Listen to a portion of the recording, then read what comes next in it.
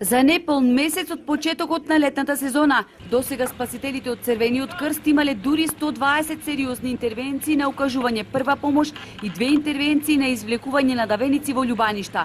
Од Црвениот крст кажуваат дека 30% од капалиштата на Охридското крајбрежје се небезбедни, а дури половина од капалиштата во Струга и Преспа немаат обезбедено услови за безбедно капење, спорт и рекреација.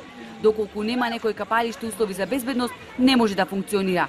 Дел од капалиштата, морам да кажам, помалиот дел се имаат ангажирано спасители, поголемиот дел од капалиштата се уште немаат спасители на вода, нити ги имаат исполнето условите, стандардите за безбедни капалишта. На Преспанското езеро исто така воспоставени се услови во дел од капалиштата.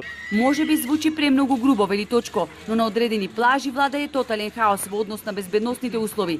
Нити ланските трагични настани кога имавме давеници, нити силните кампањи не го свртеа вниманието на надлежните и покрај укажувањето од Црвениот крст дека несовесните концесионери мора да се санкционираат. Оттаму алармираат капачите многу да внимаваат, бидејќи високиот водостој и силното невреме кој го зафати Охрид во неколку наврати предизвика промени на езерското дно. Опасностите на Охридското езеро се пред се од дното. Оваа година имаме навистина повисока вода, значи поголемо количество на вода, треба да се внимаве. Онамо каде што минатата година било значи метар длабоко, сега е метар и 30 длабоко, значи то треба да се внимава, да се знае за да бидат предпазливи пред се капачите.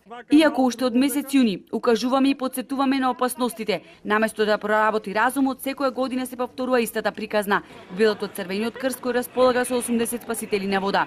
Годинава имаат на располагање и 5 спасителни чамци, како и обучени лица кои што може да пружат прва помош. Амбулантното возило и обучените тимови ќе бидат лоцирани на потегот помеѓу Свети Наум и Охрид на 10 километри од градот.